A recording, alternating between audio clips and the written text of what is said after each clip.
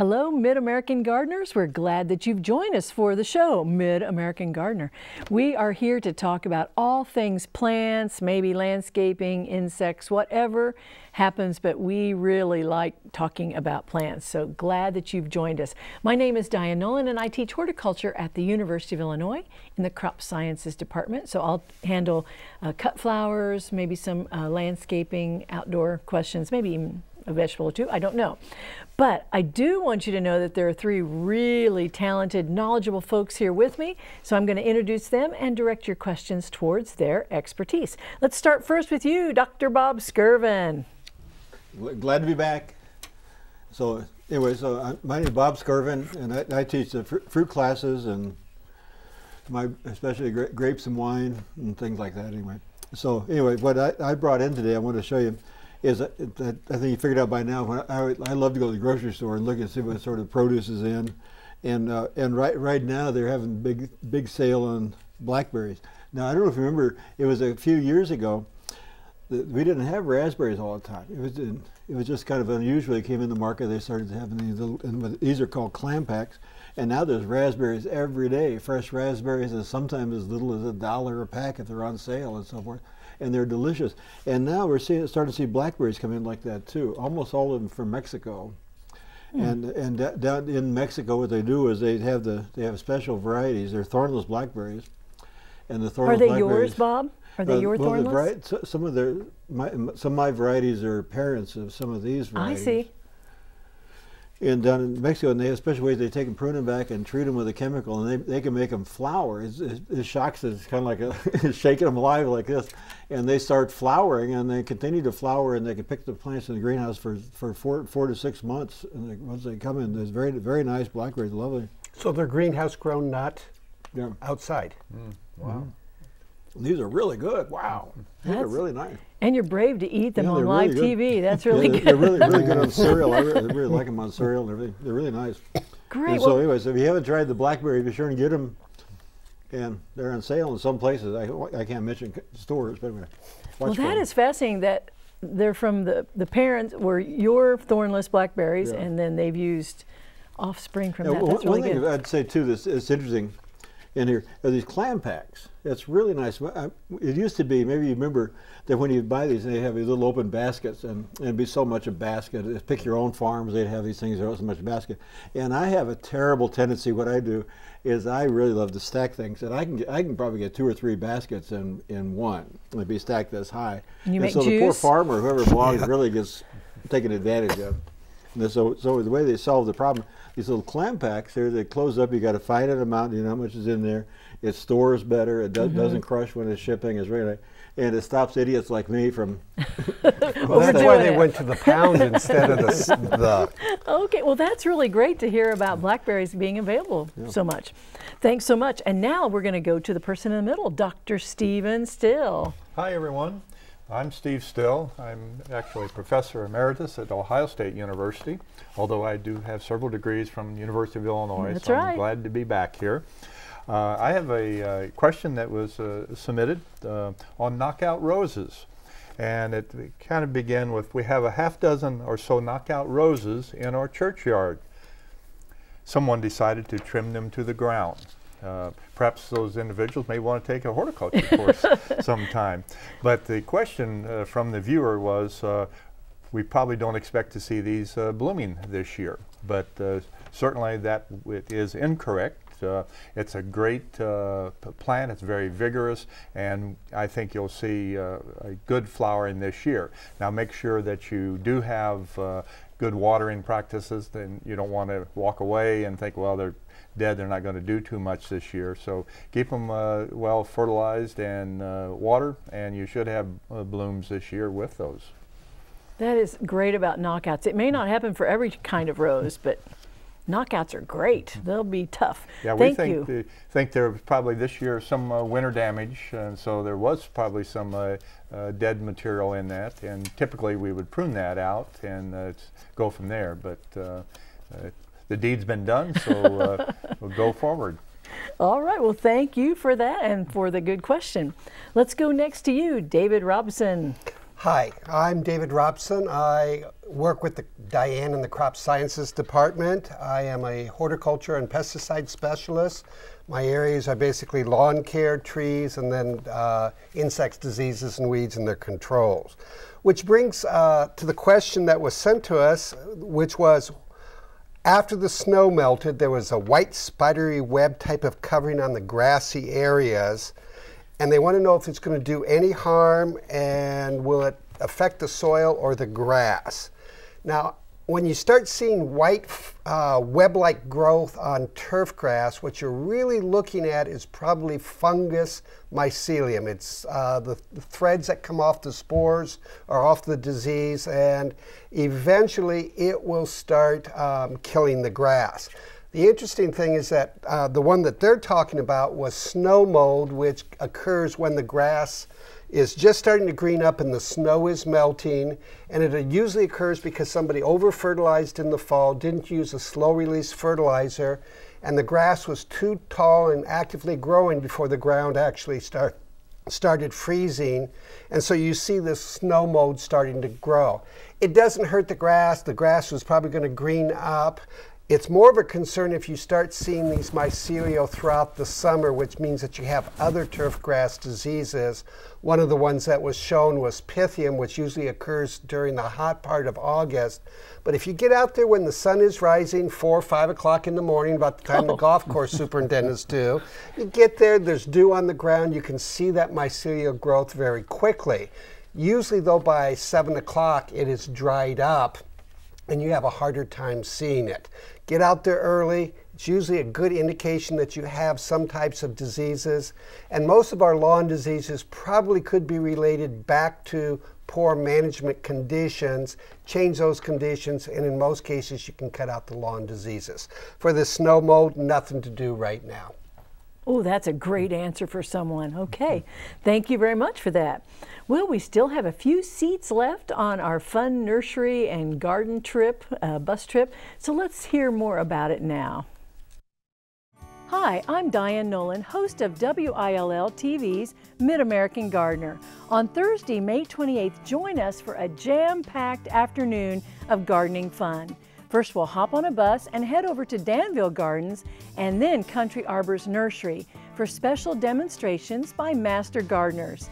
Both nurseries will provide a discount on items you purchase that day.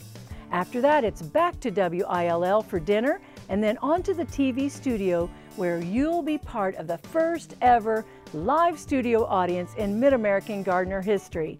We'll take your questions along with emails from our other viewers. After the show, stick around for dessert and conversation with me and my panel of experts. For information on how you can attend, visit will.illinois.edu/willtravel or call 217-333-7300. All parts of the oleander, a beautiful Mediterranean native flowering shrub, are poisonous. Ingesting oleander leaves can cause gastrointestinal, cardiac, and central nervous system problems and possible death.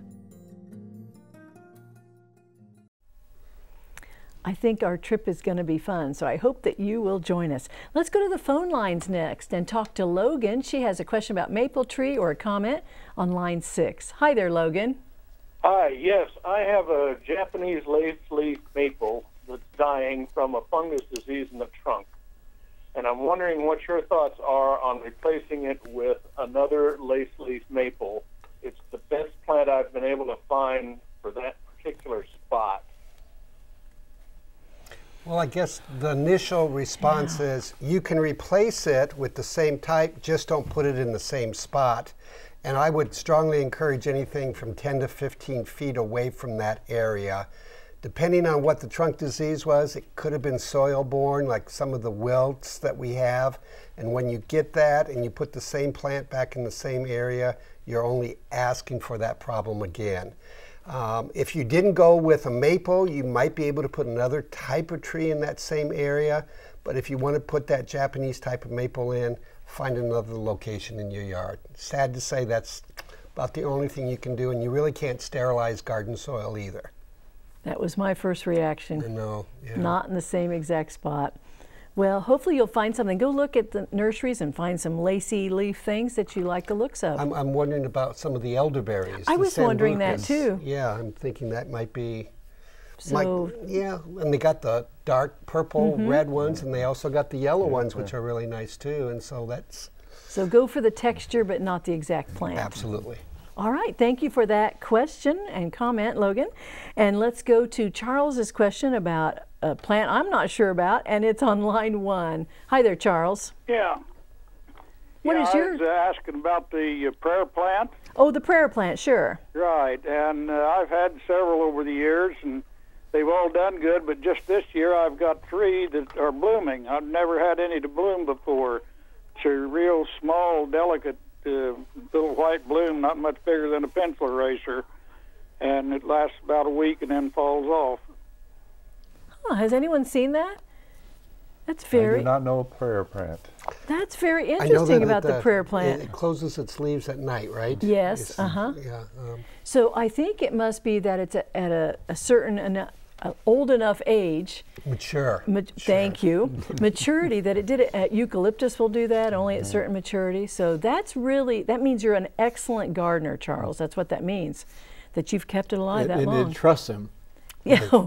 Oh yeah, that's what that means for sure. But it really is a compliment. And it doesn't surprise me that the blooms fall off after a week. Right. You know, that would be kind of normal. And if he wanted to take a Q-tip, maybe he could be the indoor bee. Oh, so there's a possibility for you as well. Well, thank you for letting us know about the prayer plant. Let's go on to a question or comment from Bob about boxwood, line 2. Hi there, Bob. Hi, Bob. Yeah, maybe. Can you chat with us? We're not hearing you very well. Okay, you might have to turn your TV off and chat with us.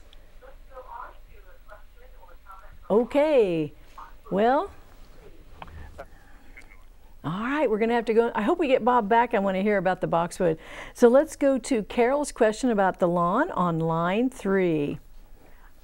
I have a question about our lawn. We've had it now for 20 years. It's gotten very bumpy, and it's bumpy to mow, and my husband complains, and I'm not sure how to get rid of bumps on a grass lawn. Okay, I'm looking at you. Well, I mean, to me, I would say they may have a lot of earthworms. And when it's cool and wet, they'll come up to the top part of the surface of the soil, the top 3 or 4 inches, and make it very bumpy. It could just be frost heaving and thawing. The thing with lawns is that if you start compacting the soil, and let's say you want to row the lawn, then you compact the soil and the roots don't go. But I think that if you want it nice and smooth, that may be about the only thing you can do. There are rollers out there. I would contact somebody that you can either rent a roller from or a lawn care company. Go with more of an empty roller, so it's just the weight of the roller compressing the lawn, particularly after a light rain. Soil's a little bit moist, but then make sure this fall you come back and aerate the soil because you've compacted it. This fall you want to aerate it to make it at least what that compaction was is back to making it nice and loose and fluffy. But if you have a lot of earthworms, you're going to have a bumpy soil. If your husband doesn't like to mow, find a neighborhood kid to do it. Or sheep. Fence it in and sheep. I mean, there's all sorts of alternatives. Or sheep. Okay. Or sheep. All right. Well. Downton Abbey. Okay. You know? Well, Okay. you have all kinds of ways to come at an answer. Some you may or may not use. Okay. Well, thank you for your question. I want to hear about the bleeding hearts. We're going to go to line 4 with Katie. Hi there, Katie. Hi, thanks for taking my call. And You're I welcome. Love your show. Thank you. 2 years ago, my daughter brought me some bleeding hearts and planted a very small plant, and now that thing has absolutely gone crazy. It's just beautiful, and I'm wondering when I can cut that back because it's not too close. It's pretty close to my knockout rose bush, and I really want to, kind of trim it up a little bit. Okay, Steve, I'm going to send it to you. All right, very good. So we want to cut it back, and because it's encroaching on the knockout rows, I think you can, right now, if it's the common bleeding heart, it's flowering right now. So you can start, after the flowers go, start pruning the branches back. But probably what you need to do is move it in the fall, and I would suggest in the fall or early spring, but wait till it dies back in the fall, and you can lift at that time and move it to another place. Sometimes you don't even have to divide it. If you prepare your a hole where you're going to move it, dig it, almost carry it with a shovel to the next, put it back in, and it hardly misses a beat as far as growing well and stuff. Yeah, I think I'd let both of them be big and luxurious, not have them competing. So I love bleeding hearts. That is a great question. Thank you very much. Let's go back around to our panelists and do some emails or show and tell. Hi, Bob, you first. Okay. I have a question here about when should I prune my apple trees? And the truth is, with apple trees, ideally you would have pruned it earlier in the wintertime. You okay? Yeah. Okay. Anyway, early in the wintertime, but it's okay to prune it right now. Now, usually what we say with apple trees, if you got a crab apple, the real reason you're growing a crab apple is for the beautiful flowers. And so it's kind of a silly thing to go out and prune right now while it's in bloom. So enjoy your flowers, and then go back in and thin the tree out. Now, usually when you start with any kind of, with a big apple tree or the crab apple tree, is things that you want to do is the branches that are drooping down, that are aiming for the ground. You don't want those, so to get those out. And of course, the suckers around the base of the plant, they have all sorts of root suckers come up. For the graft union, you want to cut those guys out. You get a lot of diseases in there, and plus it's usually a crab apple, not the variety. You want to cut those guys out. And then in the middle, they're water sprouts. The tree will be growing like this, and they have these shoots that go just straight up. They're called water sprouts, and they're very vigorous, and they stop air movement. And they'll lead to a lot of disease, and they'd be good to take out. And then during the wintertime, when the plant is fully dormant, it's a good time to get in and do some pruning. And probably good idea you can get online, and there are pictures about here's what an apple tree looks like, and get in here and do that. So ideally, it's during the wintertime, probably about February, January, February is the best time. But right now is still a good time. But you might as well wait till the flowers are over, enjoy the flowers, and then do your pruning. Okay. There's another question. Want to go this one? What's it about? They said they want to know about blackberries, and I know it's not blackberry. Oh. They said want to know, can I prune my blackberries now if I cut them back? Yes, it's a great time to prune blackberries. Okay, so right now with the blackberries, especially with the thornless blackberries, is you can see the deadwood, and you can see what's damaged. You cut that all back, and you can see where there's insect damage. You can see that right. And the leaves are just starting to come on. It's a great time to get in there and prune it out. And basically with blackberries, some of the thornless blackberries, you'll have 20-foot shoots. You don't need that much. You can cut it back to 10 feet or so, and do your pruning right now. And basically you have your stems, and then cut back the little branches coming off that might be this long. Cut them back to maybe 18 inches on here as you go. And now's a good time. And for sure, this is the time to cut out all the deadwood. It's easy to see it. A few more days, it won't be easy to see. But right now, it is. Get in, cut. Same with the apple tree. Cut out all the deadwood, anything in there, and get it out right now. I'm writing myself a note. I drive by. So get your rears in gear. Get out there and do that. And I still haven't done it. Thank you. That was a really good question. I'm glad you answered that. I want to take a break because we got Bob back about the boxwood. So I'm going to go to line 3. I hope that you're there, Bob. Hi there. Oh, no, it's the same. Well, that's a shame. Can you speak right into the phone?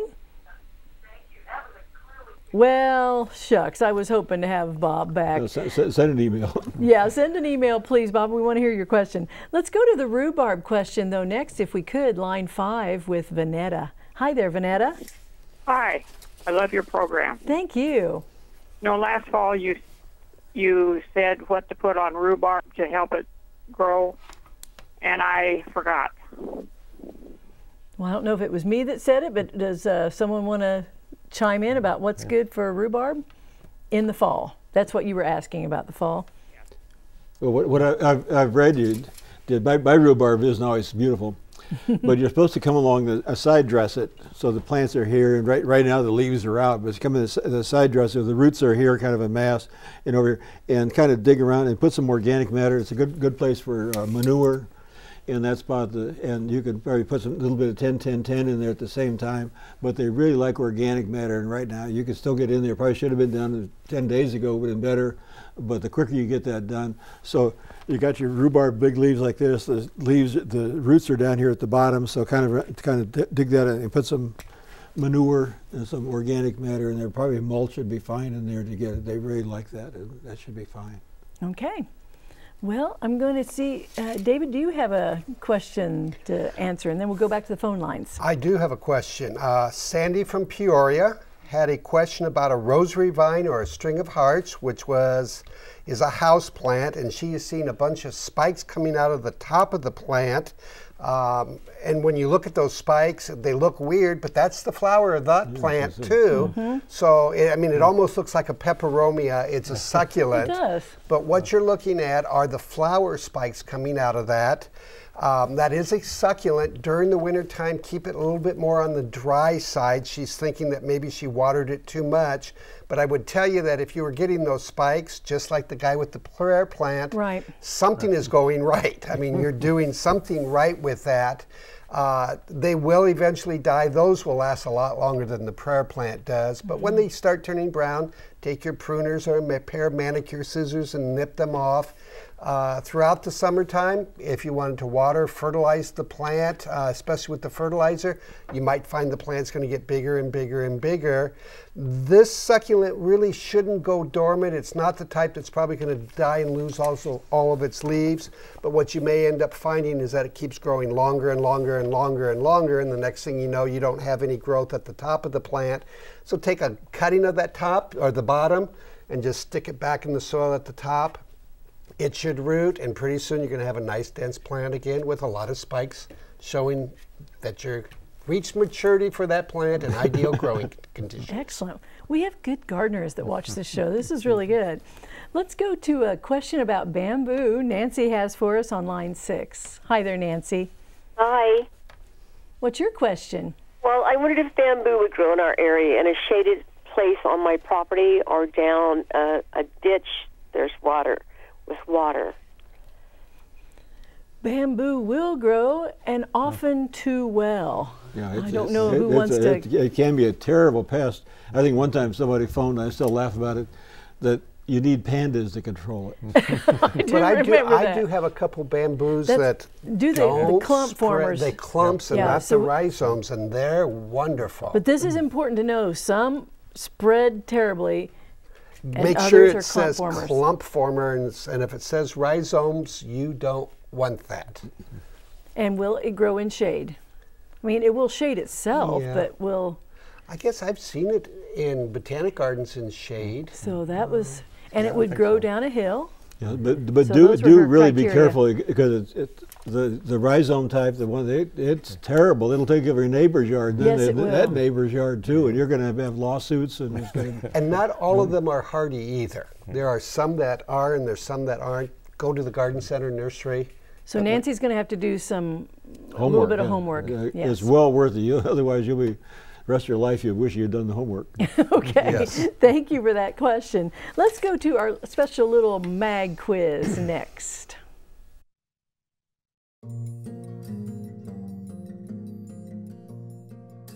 What is the common name for Salix babylonica? A, cherry tree, B, silver maple, C, weeping willow, D, blue spruce. C, weeping willow. Salix babylonica plants are readily propagated vegetatively and capable of hybridizing with other various kinds of willows, but do not breed true from seed.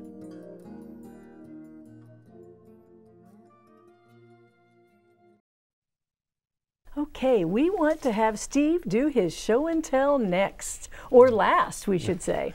Well, thank you. I was hoping we would get to this because I want to talk about the perennial plant of the year for 2015.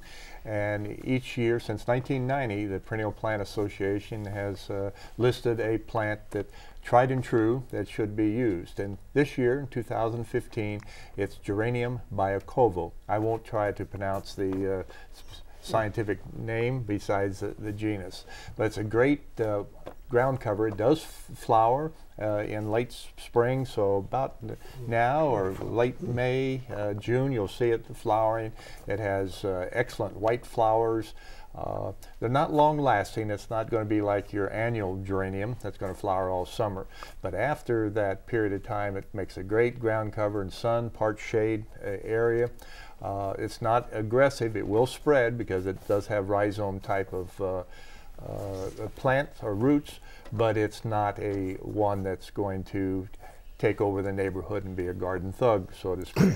In the fall, it actually will have somewhat of a reddish fall color, and great thing, it tends to deter both rabbits and deer. Whew, I love that plant. Thank you so much, and thank you for watching. See you next time. Bye.